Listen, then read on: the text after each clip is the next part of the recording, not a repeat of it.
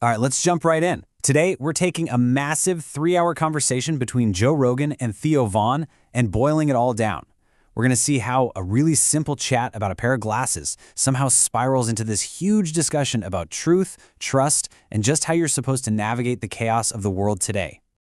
So here's how we're going to break this down. We'll start with the casual, funny stuff, then watch how that turns into this quest for self-improvement. From there, it's a deep dive into distrusting the system, the search for what's real, and finally, how they think we can all navigate the modern mess. So where does a 3-hour marathon conversation like this even begin?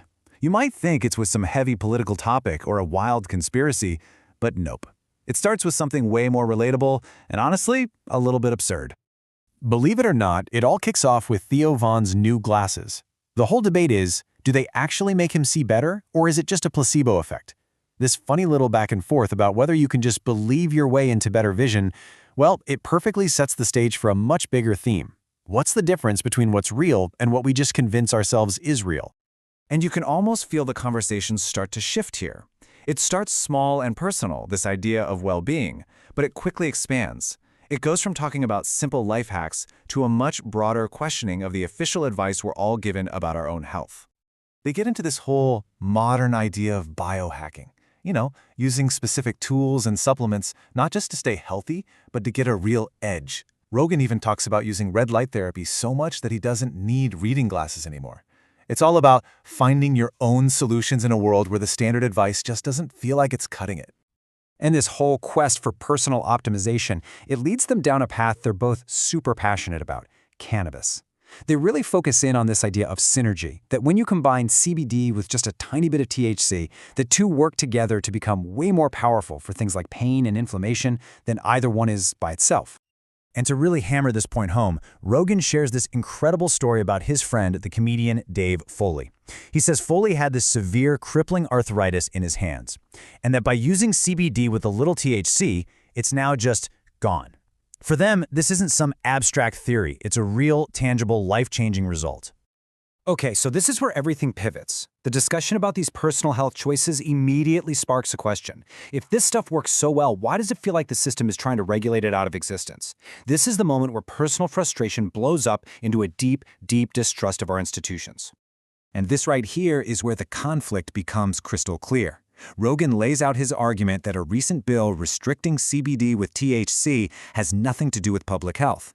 His theory? It's all about protecting the alcohol lobby, which he claims loses money when people choose cannabis over booze and other big corporate interests.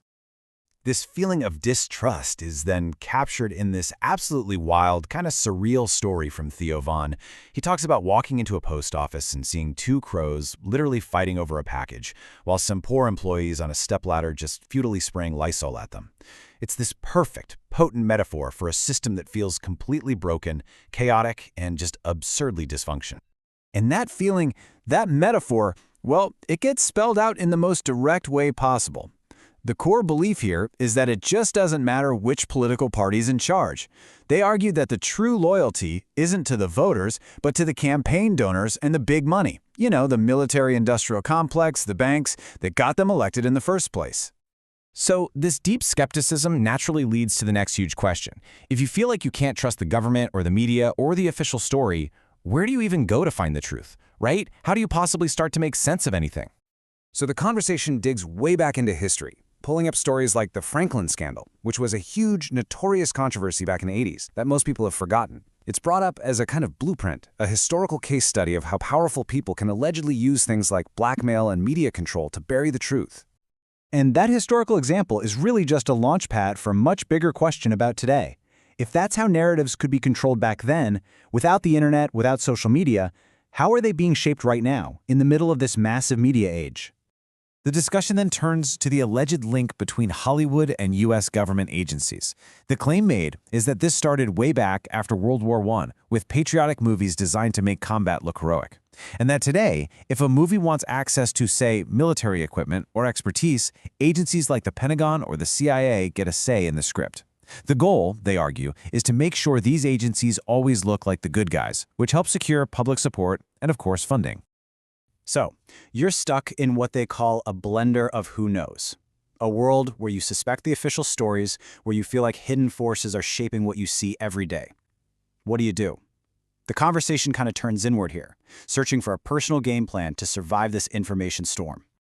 And man, they use this really striking metaphor to describe where we are right now. The idea is that we are the very first generation to be hit with the full, overwhelming force of social media and algorithm-driven news. And just like societies that were first introduced to something like alcohol, we have no natural immunity, no cultural rules for how to handle it, and it's just wreaking havoc. So what's the way out of the blender? Well, there's no easy answer, but a sort of personal code starts to take shape in the conversation. First, you gotta limit your exposure. Just step away from the screen. Second, take responsibility for your own information diet and realize the algorithm is mostly just a mirror of your own clicks. And third, and this might be the most important one, just try to stay genuinely curious and open to real, honest conversation.